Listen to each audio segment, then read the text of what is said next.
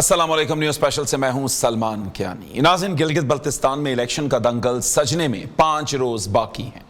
मियां मोहम्मद नवाज शरीफ की इंतखाबी दंगल में एंट्री से दर्जा हरारत मजीद बढ़ गया है।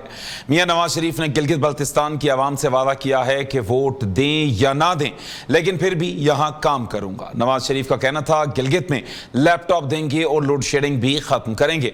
दूसरी जानिब गिलगित बल्तिस्तान में इलेक्शन में फॉर्म 47 की गूंज बरकरार है।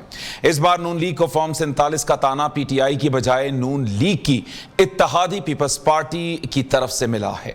चेयरमैन पीपल्स पार्टी बिलावल भुट्टो का कहना है फॉर्म 45 का बंदोबस्त आपने करना है, फॉर्म 47 का बंदोबस्त मैं करूंगा। गिलगित बल्तिस्तान इलेक्शन का फातेह कौन होगा एतवार को फैसला हो जाएगा, लेकिन जैसे जैसे इलेक्शन करीब आ रहे हैं Tehreek Insaf level playing field ना मिलने की दुहाई देने लगी है। जुनेद अकबर की गिलगित बदरी के बाद असद कैसर ने परवाज में रुकावटें डालने का इल्जाम लगाया है। क्या तहरीक इंसाफ के लेवल प्लेइंग फील्ड ना मिलने के इल्जाम दुरुस्त हैं या सिर्फ हार से पहले का शोर है? तहरीक इंसाफ का कहना है खंबे को भी खड़ा करेंगे तो वही जीतेगा। क्या इस बार भी तहरीक इंसाफ का ग्राउंड पर जोर बरकरार है? किस जमात का पलड़ा भारी है? कौन सी पार्टी सादा अक्सरियत हासिल कर पाएगी? सिर्फ इलेक्शन में ही सियासतदान अवाम को रिलीफ देने का ऐलान क्यों करते हैं? सवालात बहुत से हैं, उनके जवाबात के लिए अपने मुअज़्ज़ज़ पैनल की जाने बढ़ेंगे। तो हमारे साथ मौजूद हैं बैरिस्टर आमिर हसन साहब, रहनुमा पीपल्स पार्टी, आमिर मुगल साहब, रहनुमा तहरीक इंसाफ, और उस्मा कारदार साहिबा, रहनुमा मुस्लिम लीग नून। तो गुफ्तगू का आगाज करेंगे। बैरिस्टर आमिर हसन, रहनुमा पीपल्स पार्टी, हमारे साथ मौजूद हैं। बहुत शुक्रिया बैरिस्टर साहब। बैरिस्टर साहब, फॉर्म 47 का एक दफा फिर से आपकी जानिब से ताना दे दिया गया। सर, ताने क्यों देते जा रहे हैं? बहुत शुक्रिया जी। देखिए, ये ताना नहीं है, ये एक रायनामा है और लोगों की एक लोग ये बात कर रहे हैं। हमने क्योंकि इंतखाबी मुहिम के अंदर हैं चेयरमैन साहब, तो हमने कोई इल्जाम नहीं लगाया है। हमने ये कहा है कि हर इलेक्शन के अंदर अवाम ये चाहते हैं कि हमेशा उनके वोट के फैसले को माना जाए। और जिस तरह ये पहले हमारे जमाने में बीबी ने लफ्ज मुतारिफ करवाया था जुर्लू, क्योंकि हमारे खिलाफ तो ये जुर्लू चलता रहा है 1988 से लेके आज तक, तो वो जुर्लू था। लेकिन आजकल क्योंकि लोगों में ये फॉर्म 47 का शोर है, तो चेयरमैन साहब ने वही बात की है। हमने किसी पे इल्जाम नहीं लगाया। हमने ये कहा है कि इलेक्शन शफाफ होने चाहिए, मुनसफाना होने चाहिए। ये नहीं कि वफाकी हुकूमत अगर PMLN की है तो वो अपनी मर्जी से हुकूमत बनाने की कोशिश करे। तो ये चेयरमैन साहब ने बात की है और हमारे तहफ़्फ़ुज़ात उस वक्त भी बढ़ जाते हैं जब वफाकी वुज़रा इसके बावजूद के जो इलेक्शन रूल्स हैं वो इजाजत नहीं देते कि वफाकी वुज़रा कैंपेन के अंदर शामिल हो। वो शामिल हैं, फंड्स का इस्तेमाल करते हैं और मामलात को लेके आते हैं, और जिस पे कि अलग और इलेक्शन कमीशन को इस पे एक्शन लेना चाहिए कि खुद ही पाबंदी है कानून के अंदर कि वफाकी वुज़रा उसमें नहीं ले सकते हैं, लेकिन वो ले रहे हैं हिस्सा। अब तो देखिए, इलेक्शन कैंपेन है। हम हमेशा से पीपल्स पार्टी का गिलगित बल्तिस्तान की सियासत में शहीद जुल्फ़िकार अली भुट्टो के दौर से एक किरदार है। आपको याद है कि भुट्टो साहब ने ही वहां के अवाम के अंदर एक उम्मीद पैदा की। बीबी के दौर में हुआ, फिर प्रेसिडेंट जरदारी के दौर में हमने उन्हें वहां पे गिलगित बल्तिस्तान का, जिन्हें नॉर्दर्न एरिया शुमाली इलाका जात कहा जाता था, एक नाम दिया, हैसियत दी, असेंबली दी, और आज भी हम उनके तहफ़्फ़ुज़ की बात कर रहे हैं। और चेयरमैन साहब के आप जलसे देखें, और मैं सिर्फ ये बात कहना चाहता हूँ कि जरा आप जलसे देखें कि वो हर इलाके में जा रहे हैं। और मियां साहब को भी घर से निकलना पड़ा और उन्हें एक आज टेंट जलसा वहां पे करना पड़ा तंबू के अंदर। पूरे गिलगित बल्तिस्तान के तमाम हल्कों से लोग इकट्ठे करके एक टेंट के अंदर समाये। और बिलावल, तो सर, पीपल्स पार्टी को लेवल प्लेइंग फील्ड मिल रही है? सर पीपल्स पार्टी को लेवल प्लेइंग फील्ड मिल रही है? देखिए, लेवल प्लेइंग फील्ड क्या होती है? फील्ड है। लेवल प्लेइंग फील्ड कभी किसी को नहीं मिली पाकिस्तान के अंदर इलेक्शन में, ये बात आप याद रखें। बस फील्ड होती है, प्लेइंग फील्ड है। अब जो जितने जोगा होते हैं, हमें तो कभी लेवल प्लेइंग फील्ड नहीं मिली, 88 में भी नहीं मिली, और ये जितने इलेक्शन हुए हैं कभी हमारी क़यादतों पे पाबंदी रही है, कभी जमात से इसका इंतखाबी निशान तलवार छीन लिया गया, बहुत कुछ हुआ है। लेवल प्लेइंग फील्ड कभी नहीं मिलती। आपको फील्ड के अंदर रहना पड़ता है और फिर मजबूर करना पड़ता है कि पुराने रिटायर सियासतदान को भी आके नौजवान सियासतदान का मुकाबला करना पड़ता है। बिल्कुल ठीक, बिल्कुल ठीक। अपने घरों से सोए हुए बुजुर्ग भी उठा लिए हैं इलेक्शन के लिए। चले उस्मा साहिबा देख लें फिर आपको वो एक तो ये है कि ताने पड़ रहे हैं फॉर्म 47 के पहले चलें, हमें समझ आता है पीटीआई तो ताने देती नजर आती है, लेकिन अब आपके इत्तेहादी भी आपको फॉर्म 47 के ताने देते हैं और कहते हैं कि जनाब इस हद तक जो है मामला चले गए हैं कि अब नवाज शरीफ साहब को भी निकलना पड़ा। जी बिस्मिल्लाहिर्रहमानिर्रहीम, बहुत शुक्रिया सलमान, आपने मुझे इनवाइट किया। मुझे इस शोर शराबे से मेरे ख्याल में आपको कोई ज़्यादा फ़िक्रमंद नहीं होना चाहिए।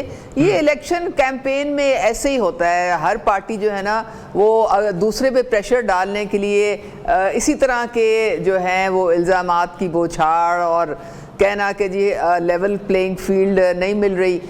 मेरे ख्याल में फिर सिर्फ एक सिंध का ही सूबा रह गया जहाँ पे लेवल प्लेइंग फील्ड मिलती है, बाकी तो मेरे ख्याल में पाकिस्तान में कहीं भी लेवल प्लेइंग फील्ड नहीं रह गई। तो ये तो एक परसेप्शन की बात है ना। मेरे ख्याल में एक अच्छे स्पोर्ट्समैन स्पिरिट का मुजाहरा करना चाहिए।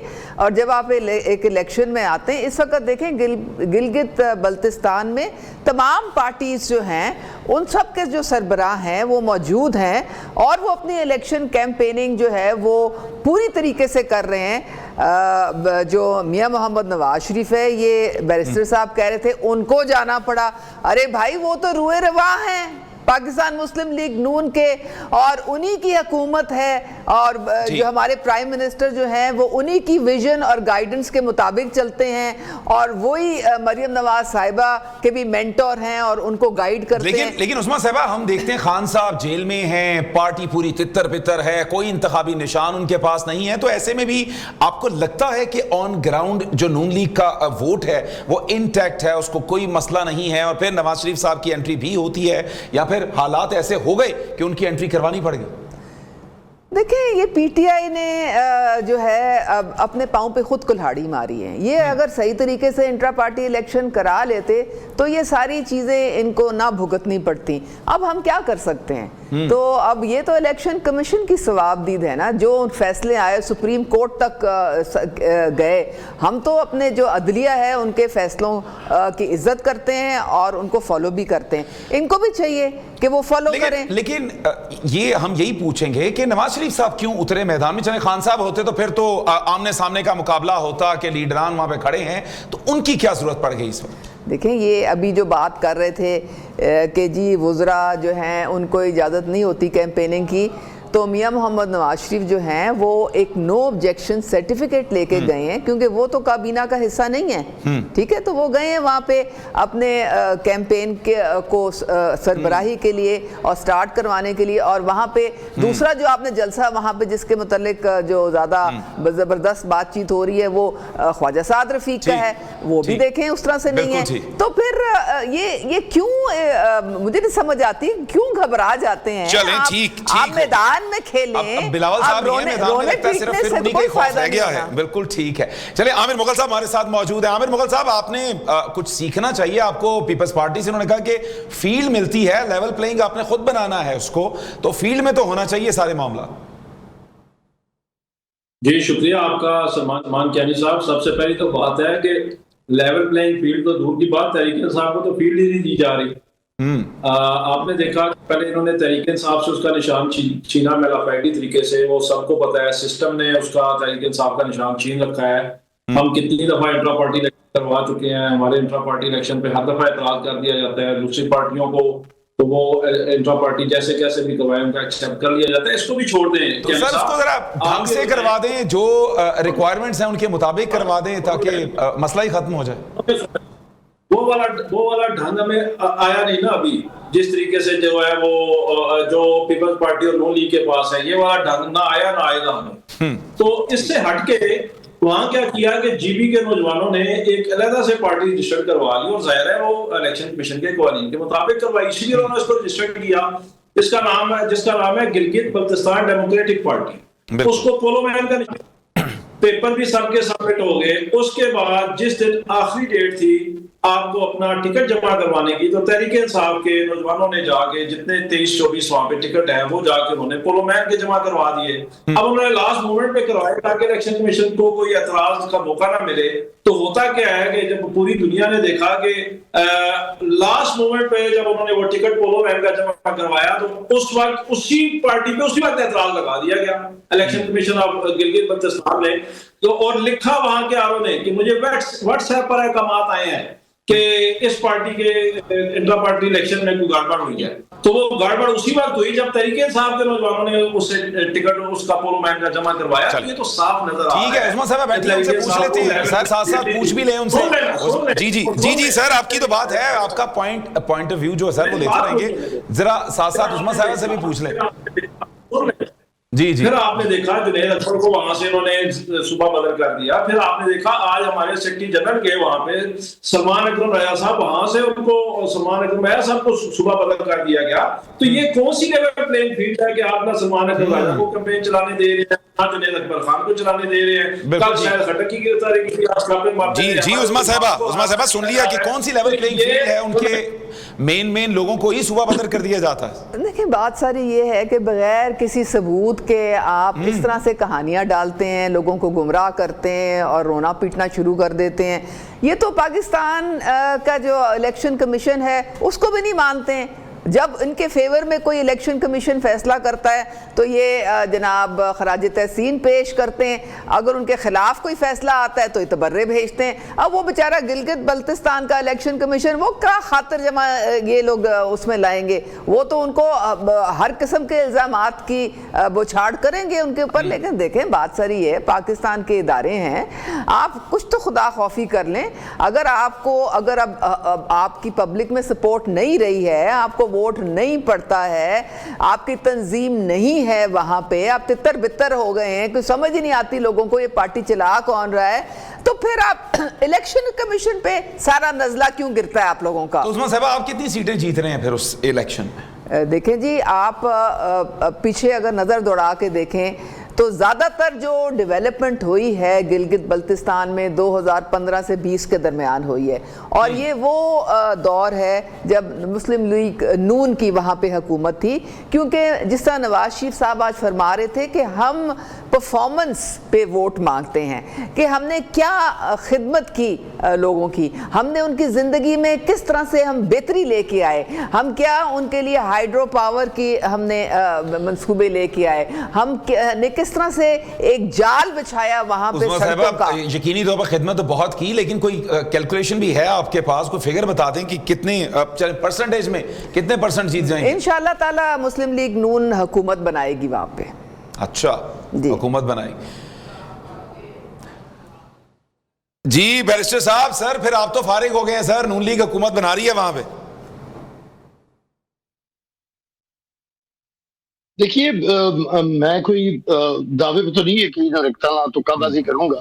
जितने भी गिलगित बल्तिस्तान के अंदर इलेक्शन हुए हैं, पीपल्स पार्टी की हुकूमत बनी है या उसे हुकूमत बनाने से रोका गया है। पीएमएलएन पिछला इलेक्शन जब पीएमएलएन ने करवाया, फिर भी हम जो बड़ी पार्टी से हमें खराब किया गया, तो हम फिर भी दूसरे नंबर पे आए चंद सीटों के फर्क से। पीटीआई ने इलेक्शन करवाया, इन्होंने भी लोगों को तोड़ा, हमारे लोगों को तोड़ा। ये इनका पुराना कार्रवाई है। आजकल ये जमहूरियत की बात करते हैं, लेकिन हमेशा जमातें तोड़ के ये फैज के जरिए और बाजवा के जरिए बने थे। तो उस वक्त इन्होंने गिलगित बल्तिस्तान में सारे हमारे लोग तोड़े। उसके बावजूद हम दूसरे नंबर पे आए थे, 9 सीटों पे धांधली हुई थी और जबरदस्त एहतजाज हुआ था। लोग कितने दिन तक वहां पे, आपको याद होगा, लेके धरना दे के बैठे रहे थे इलेक्शन कमीशन और अपने अपने सीट्स का। तो उसके बावजूद पीपल्स पार्टी का लीडर ऑफ द ऑपोजिशन आया, दूसरे नंबर पे जमात थे। यानी उनकी हुकूमत ने धांधली की, फिर भी हम दूसरे नंबर पे थे। इनकी हुकूमत ने की, फिर भी हम दूसरे नंबर पे थे। तो बैरिस्टर साहब कितनी सीटें फिर? पिछली दफा मौजूद ही नहीं सर, सीटों की कैलकुलेशन फिर क्या है सर? जी हम लोग तो, मेरा ख्याल है हम लोग तो अक्सरियत से, आराम से, सादा अक्सरियत से काफी ज्यादा सीट्स के साथ हम लोग जीतेंगे। और मैं इस पे आपको ये भी बात बता दूं कि देखिए, मैंने ये इलेक्शन है, इसमें आपके सामने तजिया रख दिया है। मियां साहब तो आजकल किसी काम में नहीं आते, नजर नहीं आते। वो तो रियासत से भी नाराज हैं, अवाम से भी बात सुने पूरी, जी, अवाम जी। से भी नाराज हैं, आज भी नाराजगी कर रहे थे कि मैं नहीं ਤੁਹਾਡੇ ਨਾਲ बोलता जो मैनू बाहर घलिया सी तुसी किथे सो, तो वो तो हर वक्त आजकल नाराज रहते हैं। तो उनकी नाराजगी के बावजूद उन्हें घर से निकलना पड़ा। रिटायर लोगों को जब सियासत करनी पड़ जाए तो पता। और अच्छा मियां साहब कह किसे रहे थे? देखिए एक तो बिल्कुल ठीक। मुहावरों का इस्तेमाल, बुजुर्ग सियासतदान है, सीनियर हैं, सही इस्तेमाल करें। मियां ठीक। शहबाज शरीफ कहते हैं मैं दिल पे पत्थर रख के पेट्रोल की कीमतें बढ़ा रहा हूँ, और मियां नवाज शरीफ कह रहे हैं मेरा दिल खून के आंसू रो रहा था सड़कों की हालत देख के। तो उन्हें बताएं इनके भाई बिल्कुल ठीक। 4 साल से वजीर आजम है, ठीक। तो इन्होंने अगर 4 साल में जीबी के लिए कुछ नहीं किया तो आइंदा क्या करेंगे? बिल्कुल इनसे ठीक, सवाल करें। बिल्कुल ठीक पॉइंट आ गया। उस्मा साहबा देख लें, फिर आपको रिटायर लोग भी जो हैं वो अब इन करने पड़ गए। आपकी तरफ आता हूं आमिर मुगल साहब। नहीं, वैसे जी। आपस की बात है कि ये इनको बोले कि ये किसी कोई बड़ी खाम ख्याली है रिटायर्ड की। मियां मोहम्मद नवाज शरीफ 3 दफा प्राइम मिनिस्टर रह चुके और 4थी दफा भी वो बन सकते थे, लेकिन उन्होंने कह दिया मैं कोच हूं, तो फिर कोच तो फिर कोचिंग ही करेगा ना। अब एमएनए है वो, तो उनके रिटायर कहां से हुए हैं? वो एमएनए नहीं है, इनसे पूछे क्या वो एमएनए नहीं है? क्या वो पार्टी के सरबराह नहीं है? पार्टी के प्रेसिडेंट नहीं ये है वो? बिल्कुल जी आमिर साहब, एमएनए तो है वो। कौन सी आप बता रहे हैं? कह चुके हैं कि वो रिटायर हो चुके हैं, क्या नहीं? अरे भाई वो पूरी प्रेसिडेंट, वो पूरी पार्टी चला रहे हैं, पार्टी के प्रेसिडेंट हैं। रसाई नहीं है सदीकी साहब, तो उनके गिनती है, वो बताते हैं मुझे। वो वैसे भी मियां साहब आमिर मुगल साहब, आमिर मुगल पार्टी के पूरी पार्टी वही चला रहे हैं। बिल्कुल ठीक, आपका कोई रोल नहीं है। चल ठीक है, इस पर आगे बात करेंगे। आमिर मुगल साहब हैं हमारे। हुकूमत में एडवाइजर हैं, वो मुझे पता है। जी जी ठीक। पता नहीं आमिर आप किस मुगल दुनिया साहब में रहते हैं, आप पता नहीं किस दुनिया में। चले आमिर मुगल साहब की जरा बात सुन लेते हैं। जी आमिर मुगल साहब, सर आपने तो कहा था, सर चलें पहले सवाल भी सुन लें सर, कि आपने तो कहा था कि खंबा भी खड़ा करेंगे वो जीत जाएगा। अब तो जीते जागते लोग आपने खड़े कर दिए इलेक्शन में, तो अब क्या आपका जो है वो एक स्टेटस होगा इस पूरे इलेक्शन में? कितनी सीटें जीत लेंगे? देखिए ज्ञानी साहब, सबसे पहले तो मैं आपको बात बताऊं, मेरी मोहतरम बहन उस्मा कारदार साहिबा और मोहतरम भाई बैरिस्टर आमिर हसन साहब जो नूरा कुश्ती करने की कोशिश कर रहे हैं ना, इसमें अवाम को बिल्कुल कोई टक्के टोकी दिलचस्पी नहीं। एक मर्द कलंदर ने 10-15 साल पहले कहा था कि ये दोनों इकट्ठे हो जाएंगे, ये दोनों इस वक्त इकट्ठे हैं। पिछली हुकूमत में भी इकट्ठे थे, इस हुकूमत में भी इकट्ठे हैं। दोनों को फॉर्म 47 की सहूलत मिली है। दोनों ने जाली तरीके से असम्बलियों में बैठे हुए हैं। एक जाली तरीके से सदर बन के बैठा हुआ है, एक जाली तरीके से वज़ीर आज़म बन के बैठा हुआ है। एक को 2 सूबे दिए हुए हैं, एक को सूबा वफाक दिया हुआ है। लूट मार का माल बराबर दोनों में तकसीम हुआ है। एक को हुकूमत दे दिया, दूसरे को चेयरमैन सेनेट और दूसरे को सदर पाकिस्तान और 2 सूबे दे दिए। आमिर साहब सीटें तो बता दें, सीटें कितनी सर? सीटें तो तहरीक इंसाफ 24 की 24 जीतने की पोजीशन में है। असल बात यह जो मेरे सवाल है उनका जवाब ना आपने दिया ना इन दोनों ने दिया। मेरा सवाल ये है कि तहरीक इंसाफ से निशान क्यों छीना गया? चले निशान छीन लिया, तहरीक इंसाफ ने गिलगित बल्तिस्तान डेमोक्रेटिक पार्टी का निशान ले लिया, पोलो मैन। आखिरी दिन, आखिरी लम्हे, आखिरी घंटे, आखिरी मिनट में वो निशान क्यों छीना गया?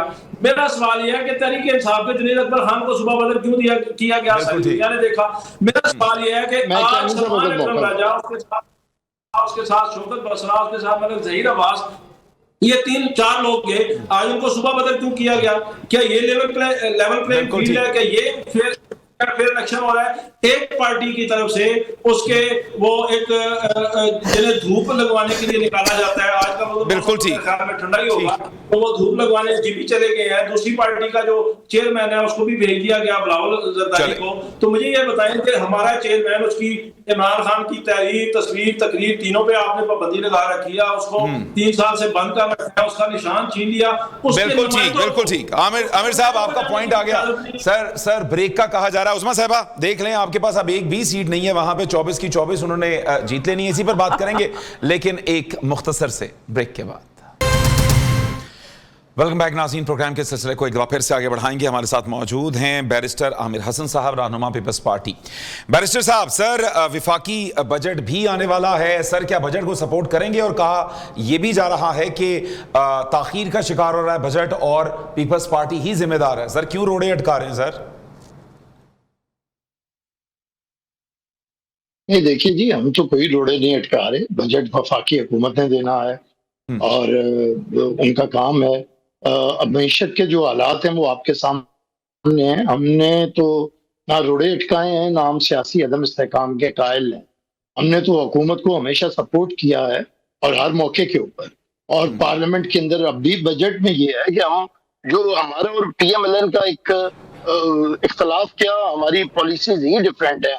और बिलखुसूस अगर मुआशी पॉलिसीज पे बात की जाए तो इनका जो तरीकाकार है ये हमेशा सरमायादार को, बड़े बिजनेसमैन को फायदा देते हैं। और इन्होंने मीशत का ये गुर बनाया हुआ है कि बड़े बड़े लोगों को फायदा दें तो इससे मीशत चलने लगेगी।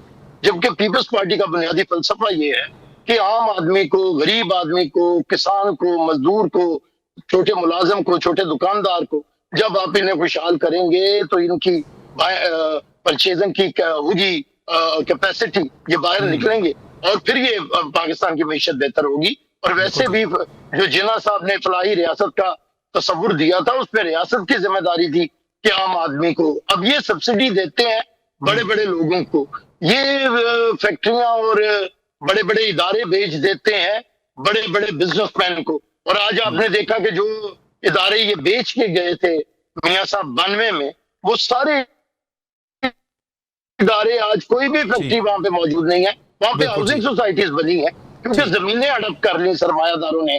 तो हम ये समझते हैं कि हमारा इख्तिलाफ ये है कि हम आम आदमी की सहूलत की बात करते हैं। हम कहते हैं कि बड़ों से सब्सिडी खत्म करें, छोटों को सब्सिडी दें। लेकिन ना आज भी मियां साहब ने GB के इलेक्शन में कहा कि मैं जाके मियां शहबाज शरीफ से मीटिंग करूंगा कि यहाँ पे हालात अच्छे करें। तो मियां साहब आप 5 साल 10 साल के बाद तशरीफ लाए, 15 साल के बाद, तो मीटिंग करके सर वो ये भी कहा है कि 20 घंटे की लोड शेडिंग खत्म करें सर, सड़क पक्की करवा के आ जाते कम से कम। जी सर उन्होंने ये भी कहा 20 घंटे की लोड शेडिंग खत्म जिस सड़क पे ट्रैवल कर रहा था वही बनवाते, पता तो लगता जी। हाँ जी, तो वही मैंने कहा ये दिल पे पत्थर रख के पेट्रोल की कीमतें बढ़ाते हैं और हमेशा महंगाई करते हुए इनका दिल खून के आंसू रोकता है। बिल्कुल ठीक, बिल्कुल ठीक। तो आमिर मुगल साहब सर सरप्लस बजट का कहा गया है IMF की जानिब से और आपने कहा कि हम कोई सरप्लस बजट जो है वो नहीं देंगे। सर क्यों रोड़े अटका रहे हैं सर? एक मामला चल रहे हैं, ठीक तो चलने दें सर। देखिए बात यह है जी कि सलमान कैनी साहब, एक तो मैं थोड़ा सा किसी बात करूंगा GB इलेक्शन पे, मैं फिर आपके सवाल का जवाब देता हूँ। सर खुर्शीद जो वाला था GB का, उसको सिर्फ इसलिए नायल किया गया कि वो इमरान खान के साथ खड़ा, उसकी हुकूमत पहले खत्म की गई, फिर उसके बाद उसे भी नायल करके उसे सजा दी गई। अब उसकी सीट पे उसकी वालदा, जो मेरी भी मां जैसी है, वो इलेक्शन लड़ रही है, उनको इस बात पे इलेक्शन कमीशन ने नोटिस भेज दिया कि आपने खालिद खुर्शीद की तस्वीर क्यों लगाई हुई है। यानी कि यहाँ एक सजा याफ्ता शख्स सुप्रीम कोर्ट से और पाकिस्तान की दूसरी अदालतों से, वो लंदन में बैठ के इजलासों की निगरानी करता रहा, वो पाकिस्तान आया, उसको प्रोटोकॉल दिया, उसने लाहौर में जाके जलसा किया, उस वक्त तक वो सजा याफ्ता था, उस पर किसी को कोई एतराज नहीं है।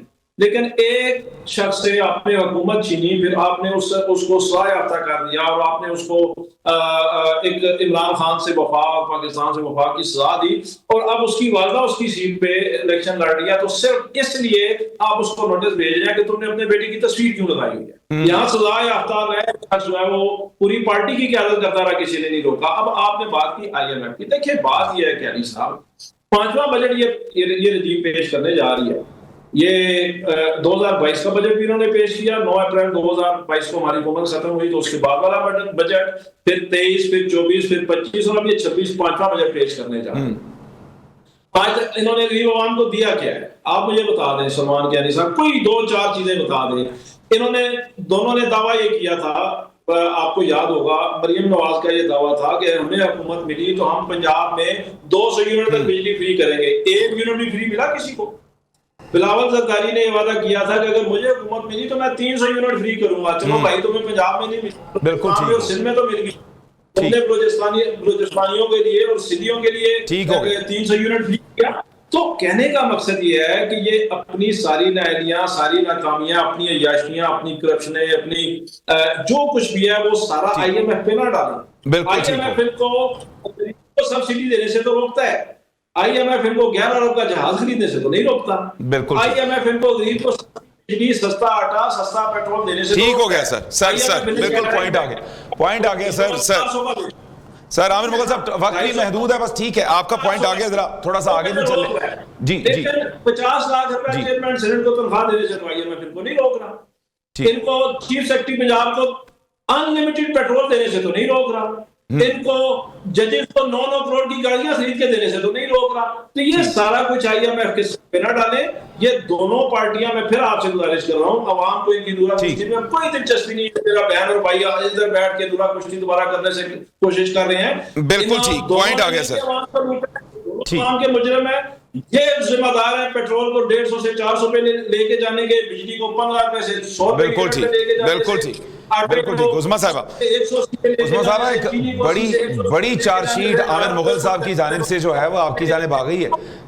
जी जी जी, आमिर साहब आ गया आपका पॉइंट। जी, ये वो पार्टी है, जब इनकी हुकूमत गई है तो पाकिस्तान डिफॉल्ट के धाने पे था और ये बहुत खुश हो रहे थे ये सोच सोच के कि ये श्रीलंका बनने जा रहा है। तो ये इनका अपना हाल है, तो छोड़ दें। सबसे ज्यादा कर्जा जो है वो इन्होंने अपने द्वार में लिया IMF से। लेकिन उस्मान साहब बजट कैसे पास करना है? PTI खिलाफ है, पीपल्स पार्टी खिलाफ है, MQM के तहफ्फुज़ात है, वो कहते हैं कि कामरान पिशोरी साहब को बहाल करें। आप बजट की बात करते हैं जी। अभी मियां मोहम्मद नवाज शरीफ ने कदम नहीं रखे थे गिलगित बल्तिस्तान में, ये सारे हवास बाख्ता हो गए, इनकी नींदें हवा हो गई हैं। इनको पता है कि बस अब हमारी शामत आई और अब हम ज़मीन जो है से गायब होने वाले हैं। तो इनको पता है कि हमारी हुकूमत मजबूत है, सेंटर में भी मजबूत है, पंजाब में भी अल्हम्दुलिल्लाह बहुत जो है उनके मरियम नवाज साहिबा के जो एक लोहा है उन्होंने अपने काम से मनवा लिया है। तो अब इनके किस्मत में सवाए रोने धोने के और कुछ नहीं लिखा है। और ये 24 सीटें जो जीतने का जो दावा कर रहे हैं, देखें ये एक सोशल मीडिया के दावे हैं, क्योंकि ये पार्टी अब सोशल मीडिया की है और इनके पल्ले कुछ बचा नहीं है।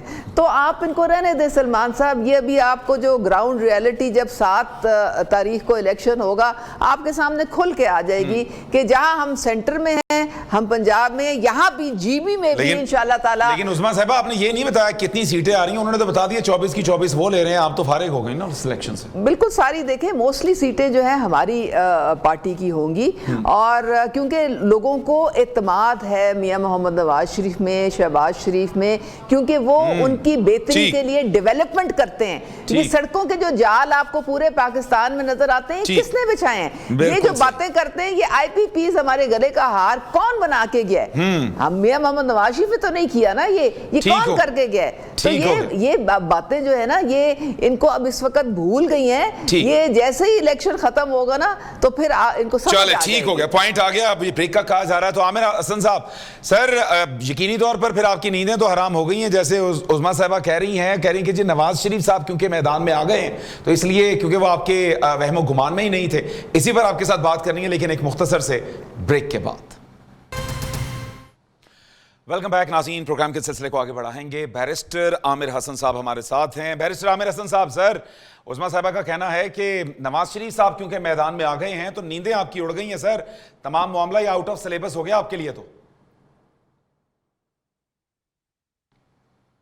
नहीं जी, बिल्कुल ऐसे नहीं। अल्लाह ताला उन्हें सेहत दे और वो इससे बढ़ के 50 साल के बाद भी इंतखाबी मुहिम चलाएं।